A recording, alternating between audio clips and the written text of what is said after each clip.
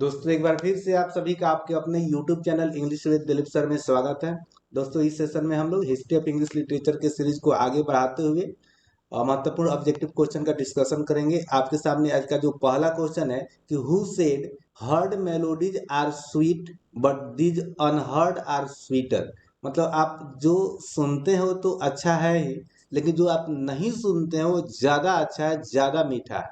किसने कहा है इस कोट को? मिल्टन, जॉन किट्स, वर्ड्सवर्थ या पीबी शेली। तो दोस्तों ये जो कोट है ये है आपका जॉन किट्स का। जॉन किट्स का एक ओड था, एक पोएम था, ओड ऑन ग्रेसियन अर्न। इसी में ये कोट्स दोस्तों देते हैं जॉन किट्स, याद रखिएगा। When was Jane Austen's novel Sense and Sensibility published? दोस्तों जॉन एस्टेन की जो नोवेल है सेंस एंड सेंसिबिलिटी एक कब पब्लिश होती है? ऑप्शन है 1811, 1812, 1813 और 1814। तो दोस्तों आपका यहाँ पे करेक्ट आंसर होगा 1811। लेकिन दोस्तों जॉन ऑस्टिन के बारे में कुछ इंपॉर्टेंट पॉइंट हम लोग नोट डाउन कर लेते हैं जो आपके लिए काफी इंपॉर्टेंट है। सबसे पहले आप जानिए कि जेन ऑस्टिन जो आपकी है, जेन AUSTEN। दोस्तों जेन ऑस्टिन का जन्म 1775 और इनकी मृत्यु हो जाती है दोस्तों 1817 में। ठीक है दोस्तों, 1817 में मृत्यु हो जाती है।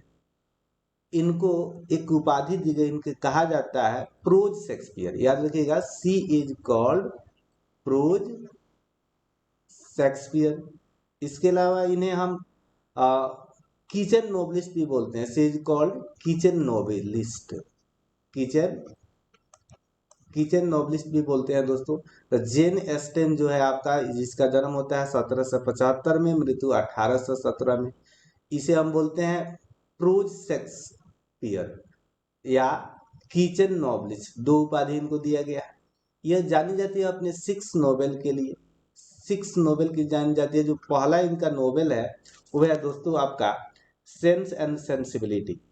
सेंस एंड सेंसिबिलिटी दोस्तों इसका जो पब्लिकेशन होता है 1811 में होता है।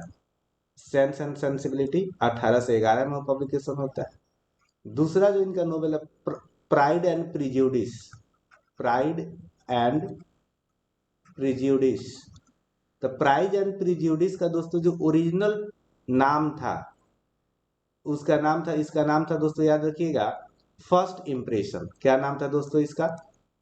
First impressions. इसका ओरिजिनली नाम था, याद रखिएगा, इसका फर्स्ट इम्प्रेशंस। ये जो दोस्तों पब्लिश हुआ था 1813 में। ठीक है दोस्तों, इसके अलावा इनकी एक और नोवेल है जिसका नाम है Mansfield park.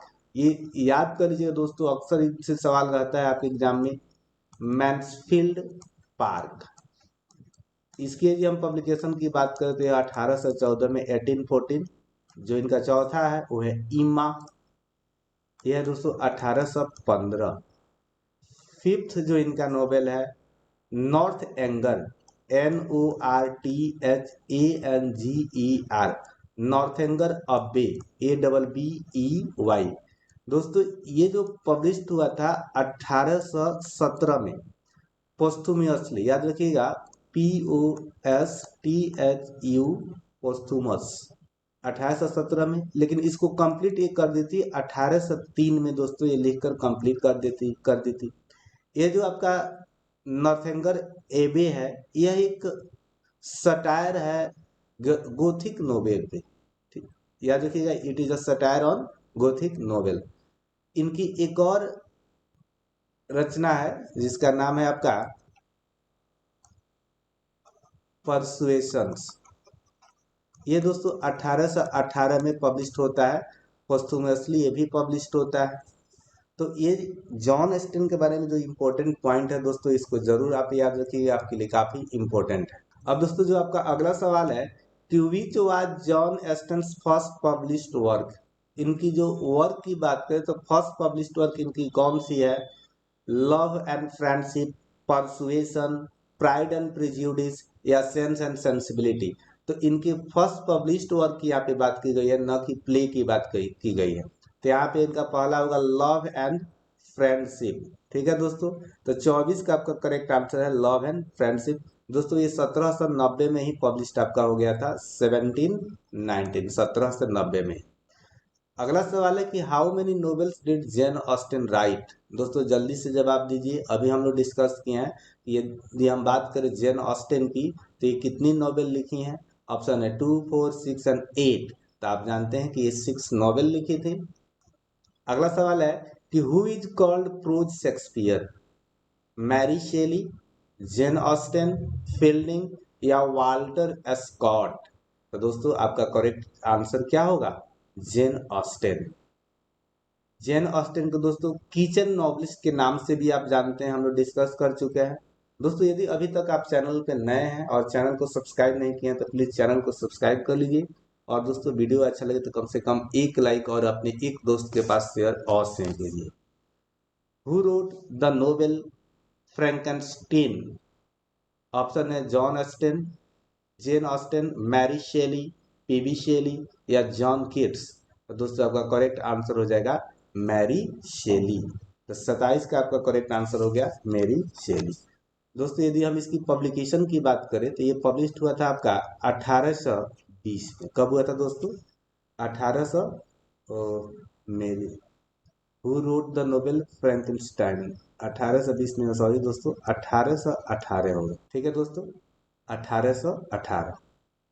What was the subtitle of the Gothic novel Frankenstein. दोस्तों इसका एक सबटाइटल भी था, द माइंड गेम प्रोमेथ्यूस या द माइंडफुल प्रोमेथ्यूज या द मैडन प्रोमेथ्यूज या द मॉडर्न प्रोमेथ्यूज। यही दोस्तों का करेक्ट आंसर होगा द मॉडर्न प्रोमेथ्यूज। ठीक है दोस्तों, ये आप याद रखिएगा। ये जो आपकी रचना है फ्रैंकेनस्टाइन, इसको लिखी है मेरी शेली जो वाइफ होती है पीबी शेली की, जिसका पब्लिकेशन होता है दोस्तों 1818 में। और इसका एक सबटाइटल भी है जो एक गोथिक नोवेल है, द मॉडर्न प्रीमेथ्यूज। ठीक है दोस्तों, यहाँ तक उम्मीद करते हैं कि आपका क्लियर होगा। अगला सवाल है कि Victorian age in English literature runs from. दोस्तों विक्टोरियन एज जो है आपका, जब क्वीन विक्टोरिया रानी बनती है इंग्लैंड में तब से ये शुरू होता है। ये कब से शुरू होता है, 1830, 1833, 1835 या 1837। तो दोस्तों रन्स फ्रॉम 1837 से चलता है 1901 तक। ठीक है दोस्तों, 1837 से लेकर 1901 तक चलता है। दोस्तों थोड़ा सा हम लोग जो आपकी मेरी शैली आई थी उनके बारे में हम लोग कुछ इंपॉर्टेंट पॉइंट नोट कर लेते हैं, क्योंकि उनसे सवाल भी आपको टीजीटी पीजीटी में दिखाई देते हैं। ये जो आपकी मैरी शेली थी, ये वाइफ थी पीबी शैली की। ठीक है दोस्तों, कौन थी, वाइफ थी पीबी शैली की। तो ये जो पीबी शैली की वाइफ थी ये नोवेल लिखती थी, ये भी राइटर थी।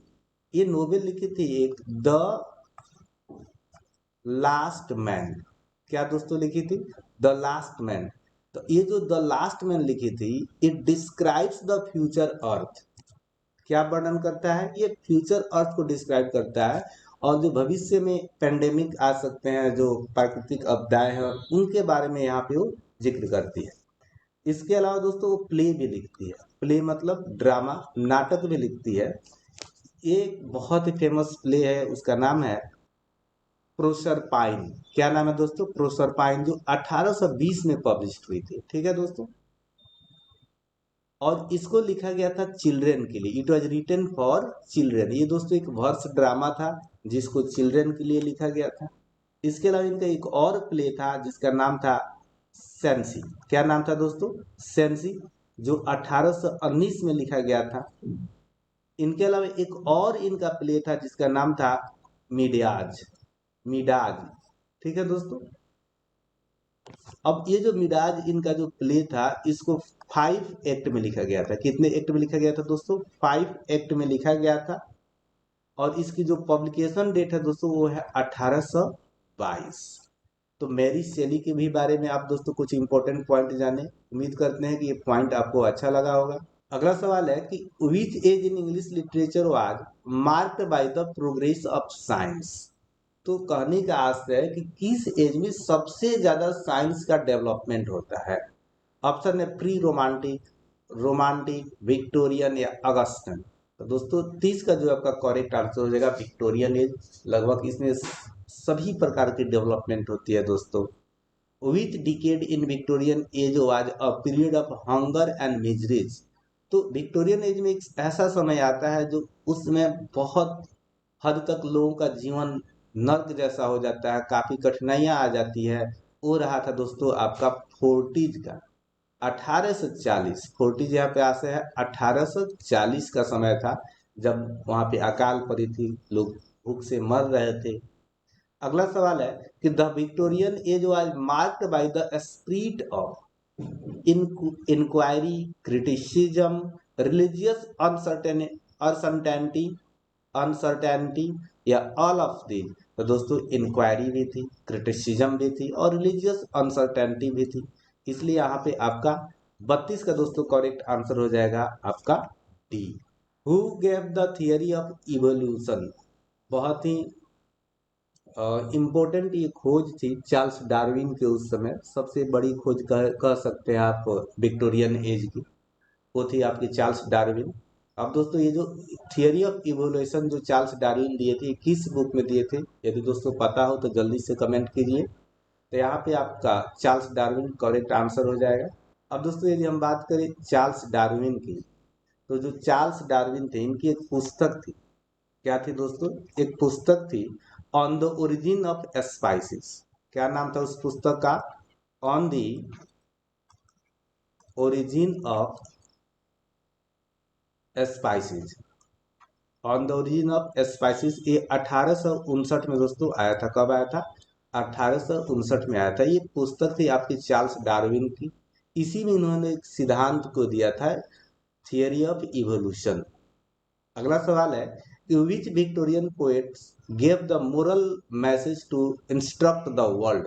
तो विक्टोरियन जो पोएट थे उसमें से किसने मोरल मैसेज को कन्वे किया? ऑप्शन है टेनिसन, ब्राउनिंग, रस्किन या ऑल ऑफ दीज। तो दोस्तों 34 का आपका करेक्ट आंसर हो जाएगा ऑल ऑफ दीज। ये सभी लोग अपने रचनाओं से वर्ल्ड को इंस्ट्रक्ट करते थे, मोरल मैसेज देते थे। अगला सवाल है कि which Victorian writer is called optimist. बहुत इंपॉर्टेंट सवाल है दोस्तों, ये दोनों जो सवाल हैं पूछे गए हैं टीजीटी में। ऑप्टिमिस्ट किसे बोलते हैं विक्टोरियन एज में? हार्डी को, ब्राउनिंग को, रस्किन को या टेनिसन को? तो रॉबर्ट ब्राउनिंग को optimist, one who hopes. Victorian writer जो कहा जाता है pessimist, which Victorian writer is called pessimist? Thomas Hardy, Ruskin, Stevenson या ब्राउनिंग? तो दोस्तों यहाँ पे आपका करेक्ट आंसर हो जाएगा 36 का ए, थॉमस हार्डी। दोस्तों आप सभी लोग का एक कमेंट आ रहा है कि सर ज़्यादा क्वेश्चन को डिस्कस कीजिए। तो दोस्तों अभी तक गर्मी की छुट्टी थी तो मैं अच्छे से सवालों को टाइप कर पाता था। आप देखें कि हिस्ट्री ऑफ इंग्लिश लिटरेचर के जो भी इम्पोर्टेंट पॉइंट थे उनको मैंने आपको पीडीएफ फॉर्म में पढ़ाया, डिस्कस किया, और वो आपके लिए यूजफुल भी रहे, आपके व्यू भी अच्छे हैं। लेकिन अब दोस्तों स्कूल खुल गया और हमारे साथ थोड़ा सा असुविधा हो रही है टाइपिंग की, तो इसलिए हम बहुत कम ही क्वेश्चन करा पा रहे हैं। लेकिन यदि आप चाहते हैं कि क्वेश्चन की संख्या बढ़े तो दोस्तों थोड़ा सा आप लोगों को भी कोऑपरेट करना होगा। और ज़्यादा नहीं, आपको जो लगे आप इस नंबर पे पेटीएम कर सकते हैं, पे फोन कर सकते हैं, जिससे मैं क्वेश्चन को टाइप करा सकूँ। और डेली 50 प्लस क्वेश्चन कराने का टारगेट है। इसके अलावा दोस्तों जो आपका फिगर ऑफ स्पीच है, फॉर्म्स ऑफ पोइट्री है, इन सबको कंप्लीट करने का प्रयास है। तो जिन दोस्तों को भी लगे कि थोड़ा सा कोऑपरेट करना चाहिए और क्वेश्चन को ज़्यादा डिस्कस किया जाए, तो प्लीज़ जिनको भी जो लगे आप इस पे ज़रूर एक कह सकते हैं कि आपका एक कंट्रीब्यूशन होगा, एक सहयोग होगा इस चैनल के लिए, ताकि हम अच्छा से पीडीएफ तैयार करा सकें और डेली 50 प्लस क्वेश्चन का डिस्कशन करें। 100 तक भी हम क्वेश्चन को ले जाएंगे यदि आपका अच्छा सहयोग रहा। तो दोस्तों ज़रूर बताइएगा कि ये सेशन कैसा रहा। Thank you for watching this video till the end.